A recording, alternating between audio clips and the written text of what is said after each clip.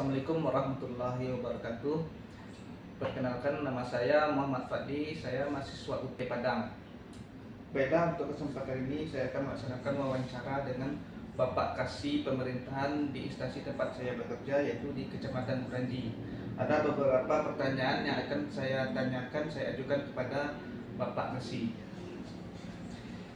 Baik, pertanyaan pertama yaitu bisa Bapak ceritakan sedikit tentang sejarah berdirinya Kecamatan Kranji?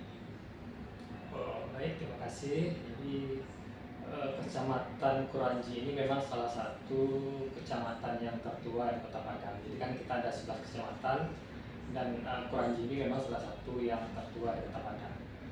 Kebanyakan warganya pada saat dulunya itu memang petani, sebagai petani. Artinya itu agraris ya istilahnya, agraris.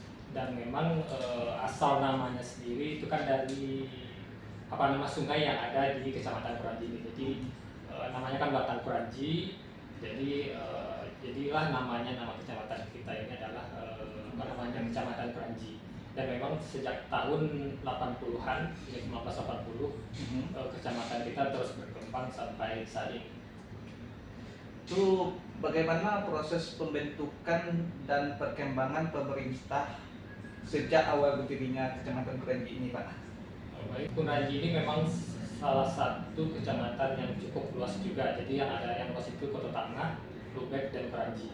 Nah, khusus Kranji sendiri pada awal pembentukannya ada terdiri dari beberapa kelurahan saja.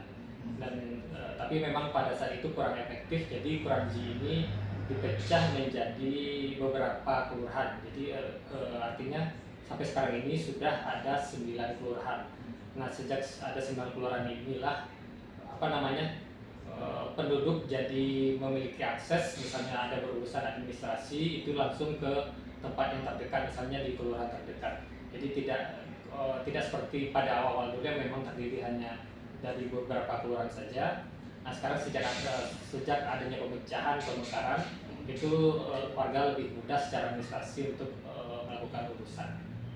Apa peran Kecamatan Kranji dalam perkembangan Kota Padang secara keseluruhan, Pak? Jadi memang Kranji ini memang secara wilayah letaknya strategis, berada di tengah-tengah Kota Padang ya.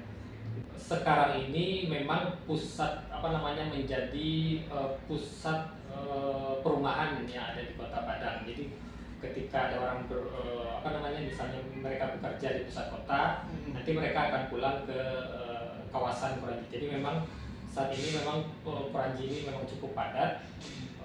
Memang Kranji ini menjadi areal perumahan tempat tinggal bagi mayoritas warga Kota Padang. Terus bagaimana perubahan sosial dan budaya masyarakat Kranji dari masa ke masa, Pak? Jadi masyarakat Kranji ini memang sangat kental dengan adat dan budayanya. Buktinya misalnya mereka masih menjalankan tradisi misalnya sesama adat di Bawah Payung. Itu memang khusus Kecamatan Kranji saja yang ada, itu memang tidak terdapat di kecamatan lain di Kota Padang. Dan memang mereka sangat menjaga tradisi tersebut. Dan juga saat ini memang banyak juga tanah-tanah di Kecamatan Kranji ini memang berstatus tanah adat. Jadi memang sangat kental adat dan budaya di Kecamatan Kranji. Apa tantangan terbesar dalam mengelola pemerintahan di Kecamatan Kranji saat ini, Pak? Jadi seperti yang kami sampaikan tadi, memang Kranji ini sangat luas secara wilayah ya. Dan memang ada beberapa kelurahan yang memang rasanya secara administrasi butuh dimekarkan lagi, karena memang dalam satu kelurahan tersebut memang sudah agak terlalu banyak penduduknya. Contohnya Kelurahan Kranji dan Kelurahan Gunung Sari itu memang cukup padat dan luas, itu memang perlu pemekaran untuk untuk wilayah tersebut. Dan pertanyaannya apa tadi di awal? Ya itu, Pak, tantangan terbesar dalam tantangannya ya dengan luasnya wilayah dan banyaknya penduduk, itu memang butuh yang kami sampaikan tadi pemekaran. Nah, untuk tantangan ini memang solusinya memang salah satunya adalah layanan secara online. Jadi artinya masyarakat tidak butuh lagi datang ke kantor lurah atau ke kantor camat untuk melakukan pelayanan administrasi apapun. Berarti dalam bentuk digital ya Pak? Digital ya. Jadi bagaimana pelaksanaan program-program unggulan Pak Wali Kota Padang di Kecamatan Kuranji terkait ini Pak? Ya. Jadi Pak Wali kita ini, Pak Wali Amran, punya dua tujuan utama untuk Kota Padang ini, yaitu kota sehat dan kota pintar. Nah, untuk kota sehatnya sendiri kan sekarang ada namanya program BPJS gratis ya untuk semua warga masyarakat. Jadi tidak hanya untuk warga miskin saja, semua warga yang berKTP Padang itu dapat BPJS kesehatan gratis. Kemudian yang kedua kota pintar. Nah, untuk masalah kota pintar ini memang salah satunya adalah pemberian bantuan bagi masyarakat yang kurang mampu, itu pemberian seragam gratis, LPS gratis itu diberikan kepada siswa-siswa yang baru masuk sekolah. Jadi kelas 1 SD, kelas 7 atau kelas 1 SMP itu mendapatkan bantuan seragam dan seragam dan LPS gratis. Ya. Kalau terkait itu Pak, masalah Smart Surau Pak. Ya, Smart Surau ya. Smart Surau itu program unggulan juga. Jadi artinya di Smart Surau ini anak-anak kita atau remaja itu diajak untuk kembali meramaikan masjid dan musala di sekitar rumah.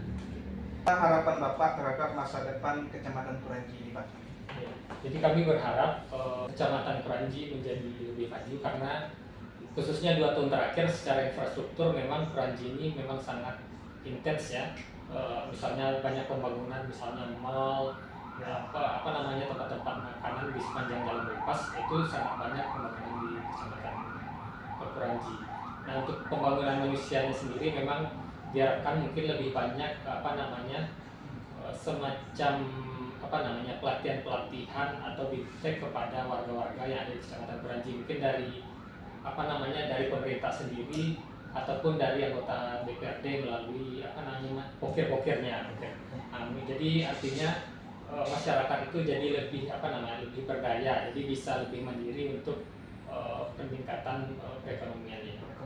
Kecamatan Kuranji. Ya. Baik, itu 7 pertanyaan yang dapat saya tanyakan kepada Bapak Kasih Pemerintahan Kecamatan Kuranji. Sekian dari kami. Assalamualaikum warahmatullahi wabarakatuh.